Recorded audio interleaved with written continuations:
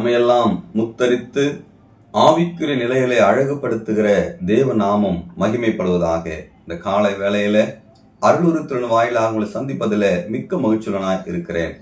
என்னோடு கூட ஆதியாகமும் 41ஆம் அதிகாரம் அதில் 42வது வசனத்தின் முதல் பகுதியை வாசித்து நாம் சிந்திக்கலாம்.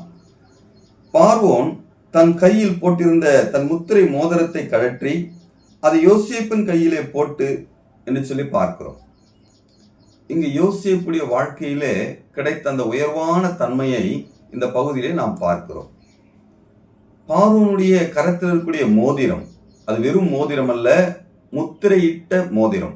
அரசாங்கத்துக்கான பணிகளிலே அநேக சட்டங்களை நிறைவேற்றுவதற்கு, அந்த சட்டங்களை உறுதி செய்வதற்கு இந்த முத்திரையில் தேவைப்படுகிறது.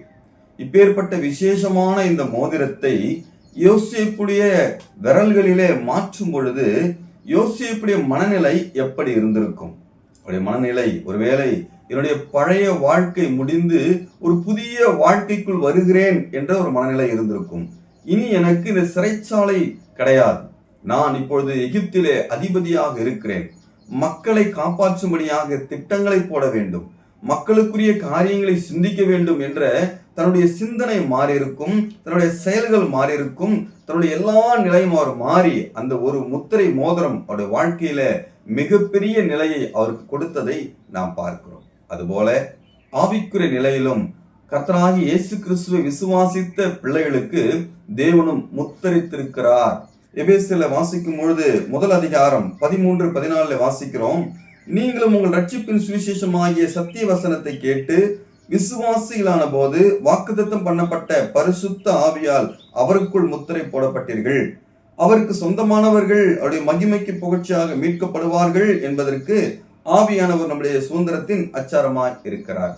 இந்த பகுதியில் பார்க்கும் பொழுது பரிசுத்த ஆவியானவர் நமக்கு முத்திரையாக கொடுக்கப்பட்டிருக்கிறார்.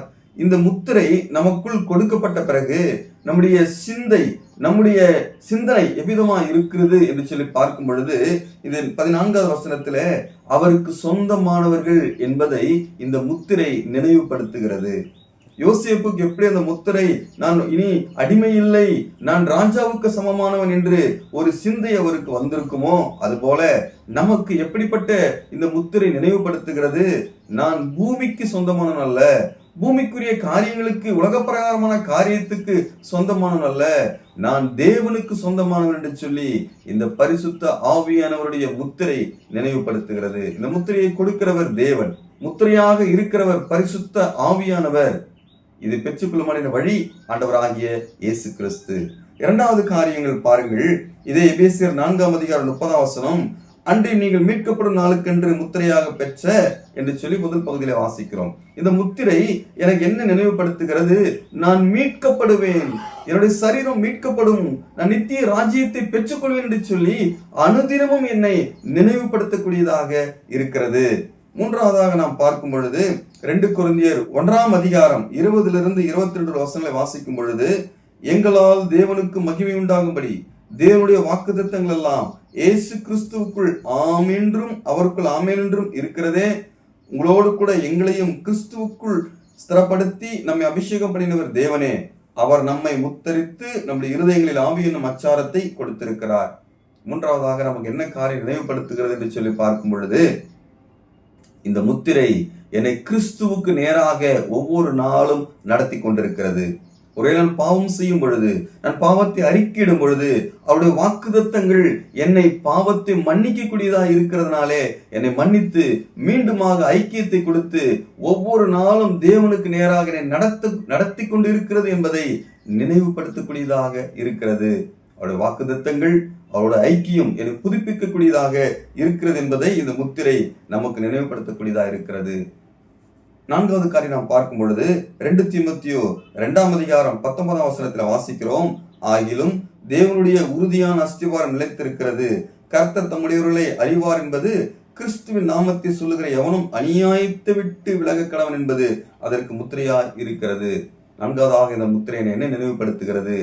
நான் அநியாயத்தை விட்டு விலக வேண்டும், பாவத்தை செய்யாதபடி ஒவ்வொரு நாளும் காத்து கொள்ள வேண்டும் என்பதை எனக்கு இந்த பரிசுத்த ஆவியானுடைய முத்திரை நினைவுபடுத்தி கொண்டே இருக்கிறது.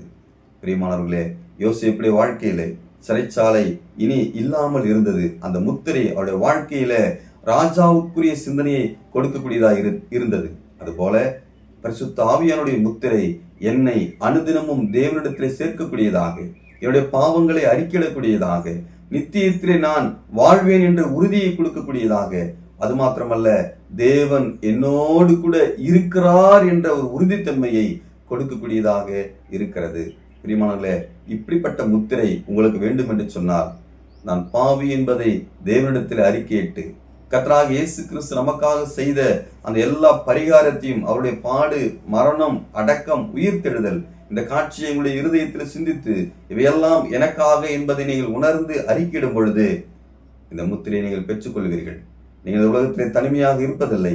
இந்த முத்திரையான பரிசுத்த ஆவியானவர் உங்களோடு கூட இருப்பார். இந்த காலை வேளையில உங்கள் ஒவ்வொருவரும் கூட பரிசுத்த ஆவியானவர் இருக்கிறது நிச்சயத்தை உணர்ந்து பெற்றுக்கொள்ளாதவர்கள் பாவத்தை அறிக்கிட்டு பெற்றுக்கொள்ளும்படியாக இந்த காலை வேளையில் நமக்கு அபிதமாய் தேவன் ஆசீர்வதிப்பாராக.